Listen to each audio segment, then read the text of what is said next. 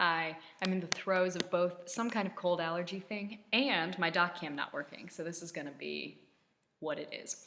I was halfway through something and it froze, so we'll see what happens here. I had gotten all this down on the doc cam, so I apologize that I can't walk through it with you. But the main points here are that I was paying attention to the ratio because I knew I needed to have equivalent ratios. So all of these ended up with a ratio of 5 because I had 10 to 2, etc. down the row had to have a ratio of 5. So then that told me that my constant of proportionality was times 5, because 2 times 5 is 10. So at 1 cup of blue paint, I knew times 5 would give me, I need 5 cups of yellow paint. And then I could choose any number to put here. I decided to put in 3/4. If I multiply that by 5, the proportion will still hold. So I'm at 3 3/4. That is still going to fit this ratio, so it would continue to make the same kind of green. On the back, the proportional relationship that's represented here, we would say that the amount of blue paint required is proportional to the amount of yellow paint required. Because those two things are in a relationship requiring equivalent ratios, they are proportional. And the constant of proportionality, like I said, is 5, because that's what we multiply the cups of blue paint by to get the cups of yellow paint. All right. In our first 5, just a quick overview of that to remind us that conversion is a really important way to be thinking about length. And there are a lot of different ways that you can think about ratios because there are things that are the same as each other. So an hour is the same as 60 minutes. Half an hour is the same as 30 minutes. And this comes back later when we realize that 45 minutes is some fraction of an hour. But I had students who were scaling. If they knew 12 inches is 1 foot, then using a scale factor of 2, you could say that 24 inches is 2 feet. So that was pretty solid reasoning there, thinking about the proportional work that we've done. So now we have a problem that involves centimeters compared to millimeters. And I'm going to have to write on the side because my DocGame's not working. So sorry about that. But if I have 9 centimeters, I need to think about how many millimeters that's going to be. Well, looking at this, I see that every centimeter up top is the same as 10 millimeters on the bottom. So if it's 9 centimeters, that's going to be 10, 20, 30, 40, 50, 60, 70, 80, 90. And that's just doing 9 times 10. So 12.5, if I just multiply by 10, I'll have 125 meters. 50 centimeters times 10 would be 500 millimeters. And 88.49 times 10 would be 884.9. Students noticed that you end up moving the decimal place 1 over to the right when you're multiplying by 10. The constant proportionality here, as you could probably start to think, times 10 times 10 times 10, the constant is times 10. That's what we are multiplying everything by. On the other hand, if you flip it, now we have millimeters. How many centimeters is that going to be? Well, 9 centimeters was 90. It was a lot of millimeters. So we know we need to go in the other direction. So now instead of doing times 10, we could divide by 10 and say 70 is going to be down to now, that's 7 centimeters is all you need. 245 would be 24.5. 4 would now be 4/10, which is also the same as 0.4. And 699 would be 69.91. So we have taken all of them and divided them by 10, moving across. So students were saying the constant proportionality was dividing by 10. And I said, aha, we have some new language we need to recognize. A constant of proportionality is conventionally multiplication. So if you were dividing by 10, what's that the same as multiplying by? Students thought back to what we talked about when we were scaling, and they said, division by 10, that's the inverse of times 10.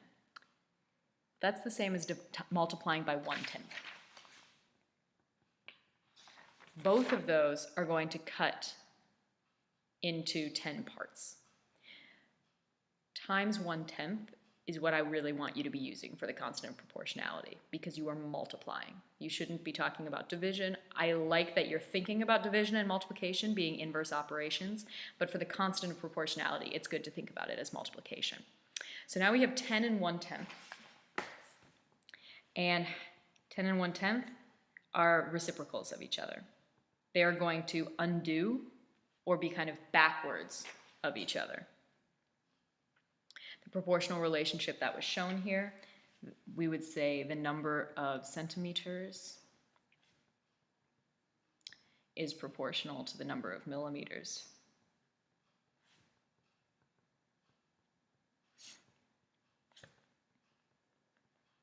And the constant proportionality depends on which one you're starting with. So then in the next problem, just to check to make sure we're on the same page, now we have 100 centimeters in 1 meter. So we're not talking centimeters, millimeters, we're going the other direction. We're talking centimeters and meters. So 4.5 meters. Well, every meter is 100 centimeters. So 100, 200, 300, 400, 4.5. Well, that's 50. So I'm going to have 450 centimeters. That's the same as multiplying by 100. So the constant of proportionality here would be 100. If I switch it, and now I have 260 centimeters, and I want to know how many meters that is, I'm going in the other direction. So I could use the inverse operation and divide by 100, which would make it 26 meters. But dividing by 100 is the same as multiplying by 1/100th. And again, since we're talking about multiplication for the constant of proportionality, I really want you to be thinking about it as that fraction, that reciprocal 1/100th. Now, looking underneath, we're going to ignore the title because I forgot to change it. Here, I was talking about that idea of fractions being important and thinking about fractional quantities and what might a fractional quantity of an hour mean. And the reason that's important is because with this problem, we're thinking about speed. And speed has to do with how far you go in a certain amount of time. So we looked at a double number line where we noticed that a person or something was able to walk 4 miles every hour. A conventional way to say that would be 4 miles per hour. In this case, the plane is able to travel 550 miles in 1 hour. So I could represent that and say 550 miles per hour. Now that's not the only way that you can say that. You could also put it into minutes and talk about how many miles per minute are you able to do. That is definitely a choice you could make. If I wanted to do that, then I would have to take 1 hour and say, well, that's 60 minutes. And now I would say I can do 550 miles in 60 minutes. And then I would have to simplify that. That would be approximately 9 and some change miles per minute. And both of those would work as a speed. You just have to decide which is actually more useful in the context of this problem.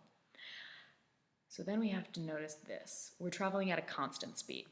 That means traveling between Pittsburgh and St. Louis, that's the same speed, no faster, no slower, traveling to St. Louis to Albuquerque, traveling from Albuquerque to Phoenix. So in all of these, my speed needs to remain the same.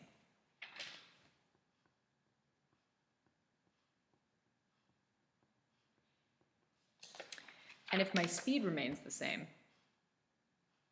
that means I have all the information that I need here. Because I know to get from 1 hour to 550 miles, my constant of proportionality would be times 550.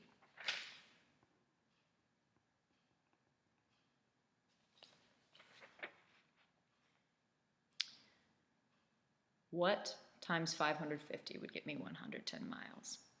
So I could reframe that. I could go the other way and say 110 divided by 550. That's one possibility. Or I could notice that, 550 divided by 5 gets me to 110. And if I scale it down on that side, then I also am going to need to scale down the amount of time required. So I now have 1 hour divided by 5, that's going to be 1/5 of an hour. If I went with the, let me do that, if I went with the 110 over 550, like this route where we were going backwards, this 110 divided by 550, if you divide all the way down by 110 over 110, that's also going to get you 1/5. So it's 1/5 of an hour, which, as Richard told me after class, is 12 minutes. So in 12 minutes, you could go 110 miles, which makes sense because you are going much less far, only 110 instead of 550 miles, so it's going to take less time. This middle one is the one where we need to think about units. And here it really matters if you want it to be in minutes or hours. Students and I generally were thinking about hours here because we already had a speed in hours with the 550. So 1 hour, 45 minutes. Let's turn that into all hours. We know it's more than 1 hour, less than 2 hours. 45 minutes. What part of an hour is that? And this really was tricky for some people. Some folks noticed right away, oh, 15 is a quarter, so 15, 30, 45. That is a nice way to think about it. You could break your hour up. You know that the entire hour is 60 minutes. So if you break it up into 15-minute chunks, then 3 of those would be 45 minutes. And that would also be 3/4 of an hour. So we could rewrite 1 hour, 45 minutes as 1 3/4 hours,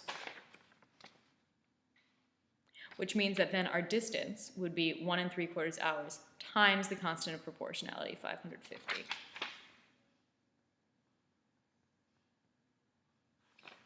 And you would just need to go through and simplify that in order to find. So you could do 1.75 times 550. You could do 7/4 times 550, 1 3/4 times 550. It's definitely going to be more than 550 because it's more than an hour. It should be less than 1,100 because that would be 2 hours. So the proportional relationship here is between the amount of time traveled and the distance you travel. And the constant of proportionality that most people chose to use was 550 because that's what you would be multiplying across the table. Quickly, I think I have time to talk to you about Ms. Cornwall's marathon. This is the first practice problem. I suggest that you use this idea of 6 miles per hour. If you know that 1 hour at 6 miles per hour, you should already know what to fill in here. How many miles is she going to travel in 1 hour? Okay. So always think, how can you go across the table? How can you go down and up the table? Because sometimes those work nicely together and you could use both of them. And then being flexible with fractions and being flexible with different conversions. Okay? Have a good night. I'll see you tomorrow.